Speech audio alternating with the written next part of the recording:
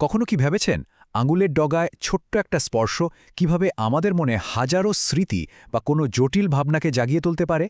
এই সব কিছুর পেছনেই কিন্তু কাজ করছে আমাদের শরীরের ভেতরে থাকা এক অবিশ্বাস্য নেটওয়ার্ক। চলুন আজ আমরা এই রহস্যেরই গভীরে যাব আর দেখব কিভাবে এই জীবন্ত তারগুলো আমাদের অনুভব করতে, ভাবতে আর কাজ করতে সাহায্য করে। এই প্রশ্নটা নিয়েই শুরু করা যাক আমাদের আজকের আলোচনা। আমরা একদম গোড়া থেকে শুরু করব, মানে ওই ক্ষুদ্র বার্তাবাহক কোষ থেকে, আর আস্তে আস্তে পৌঁছাবো এর মূল কন্ট্রোল রুমে, আমাদের অসাধারণ মস্তিষ্কে। বেশ, তাহলে শুরু করা যাক। আচ্ছা ভাবুন তো, আমাদের শরীরটা যেন একটা বিশাল শহর, আর এই শহরের ট্রাফিক থেকে শুরু করে সব কিছুকে যে হাই স্পিড ইন্টারনেট ব্যবস্থা চালু রেখেছে, সেটাই হলো আমাদের স্নায়ুতন্ত্র বা নার্ভাস সিস্টেম। মানে এই নেটওয়ার্কটা না থাকলে আমাদের হৃৎপিণ্ড জানতই না কখন পাম্প করতে হবে, ফুসফুস বুঝত না কখন শ্বাস নিতে হবে, এমনকি গরম কিছুতে হাত লাগলে যে আমরা সাথে সাথে হাতটা সরিয়ে নিই, সেটাও সম্ভব হতো না। এক কথায় এই স্নায়ুতন্ত্রই হলো সেই কন্ডাক্টর যে আমাদের শরীরের পুরো অর্কেস্ট্রাটাকে এক সুরে বাজিয়ে চলেছে। তো এই যে এত বড় একটা নেটওয়ার্কের কথা বলছি, এটা আসলে কি দিয়ে তৈরি, এর আসল কারিগর করা? চলুন পরিচয় করা যাক এর মূল একক বা হিরোর সাথে, এক বিশেষ ধরনের কোষ যার নাম নিউরন। নিউরনকে বলা যেতে পারে আমাদের শরীরের বায়োলজিক্যাল ডেটা কেবল। কোনো খাবারের স্বাদ থেকে শুরু করে একটা নতুন আইডিয়া মাথায় আসা পর্যন্ত সব ধরনের তথ্যই কিন্তু এই নিউরনের মধ্যে দিয়ে বিদ্যুৎ গতিতে ছুটে চলেছে। তো এই বার্তাবাহক বা নিউরন দেখতে কেমন? দেখতে বেশ জটিল মনে হতে পারে, কিন্তু এর মূল কাজটা কিন্তু মাত্র 3টে অংশ মিলেই হয়, আর এদের ডিজাইনটা দারুণ কার্যকর। কাজটা খুবই সোজা।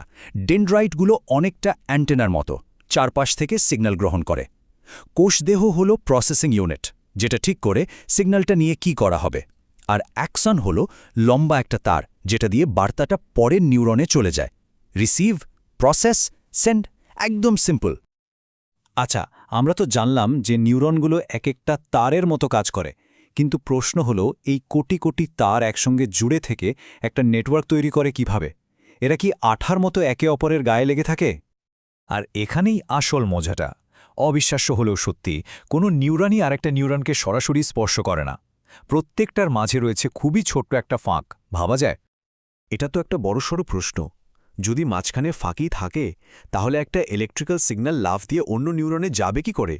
সিগন্যালটা তো ওখানে থেমে যাওয়ার কথা, তাই না? আর এই সমস্যার সমাধানটাই হলো সিন্যাপস। এটা আসলে ওই ছোট্ট ফাঁকা জায়গার ওপর একটা রাসায়নিক সেতুর মতো কাজ করে। এখানে এসে ইলেকট্রিক্যাল সিগন্যালটা একটা কেমিক্যাল মেসেজে বদলে যায় আর সহজেই ওই ফাঁকটা পার করে ফেলে। পুরো ব্যাপারটা কি দারুণ! ভাবুন তো, ইলেকট্রিক্যাল সিগন্যালটা প্রথম নিউরনের শেষ মাথায় আসতেই কিছু কেমিক্যাল মেসেঞ্জার বেরিয়ে আসে। এই মেসেঞ্জারগুলো সাঁতরে ফাঁকটা পার হয়ে দ্বিতীয় নিউরনে পৌঁছায়, আর সেখানে আবার একটা নতুন ইলেকট্রিক্যাল সিগন্যাল তৈরি করে। বিদ্যুৎ থেকে রসায়ন, আবার রসায়ন থেকে বিদ্যুৎ। এই অবিশ্বাস্য রূপান্তর আমাদের শরীরে প্রতি মুহূর্তে ট্রিলিয়ন ট্রিলিয়ন বার ঘটছে। তো আমরা একদম ছোট লেভেলে দেখলাম কিভাবে নিউরনরা কথা বলে। এবার চলুন একটু জুম আউট করে পুরো সিস্টেমের হেডকোয়ার্টারে যাই, মানে আমাদের মস্তিষ্কে। আমাদের মাথার ভেতরে প্রায় 100 বিলিয়ন নিউরন আছে। ভাবা যায়, এটা আমাদের মিল্কি ওয়ে গ্যালাক্সিতে যত তারা আছে প্রায় তার সমান। আর এদের প্রত্যেকেই আবার হাজার হাজার অন্য নিউরনের সাথে কানেকশন তৈরি করে।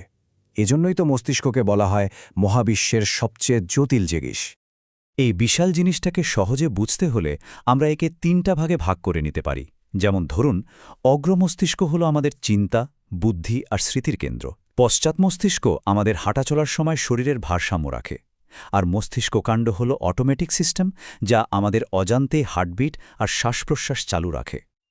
আচ্ছা, এতক্ষণ আমরা যা যা জানলাম, এবার সবগুলোকে একসাথে মেলানোর পালা। চলুন দেখি কিভাবে একটা ছোট্ট অনুভূতি থেকে একটা বড় চিন্তা তৈরি হয়। পুরো ব্যাপারটা আসলে একটা সিম্ফনির মতো। বাইরের কোনো একটা উদ্দীপনা, ধরুন একটা শব্দ, নিউরনে একটা ইলেকট্রিক্যাল সিগন্যাল তৈরি করে। সেই সিগন্যালটা নিউরনের মধ্যে দিয়ে ছুটে সিন্যাপস পার হয়ে অন্য নিউরনকে জাগিয়ে তোলে। আর যখন এরকম কোটি কোটি সিগন্যাল একসাথে মস্তিষ্কে মেশে, তখনই তৈরি হয় সেই অসাধারণ সঙ্গীত, যাকে আমরা বলি একটা অনুভূতি, একটা স্মৃতি, অথবা একটা নতুন চিন্তা। আর এটাই আমাদের সবচেয়ে বড় প্রশ্নটার সামনে এনে দাঁড় করায়। আমাদের এই যে আমি সত্তা, আমাদের চেতনা, এটা কি শুধুই কিছু বিদ্যুৎ আর রাসায়নিক সংকেতের খেলা? বিজ্ঞান আমাদের দেখিয়েছে স্ফুলিঙ্গ থেকে কিভাবে চিন্তার জন্ম হয়, কিন্তু সেই স্ফুলিঙ্গটা কিভাবে আমি হয়ে ওঠে, সেই রহস্যের সমাধান হয়তো এখনও বাকি।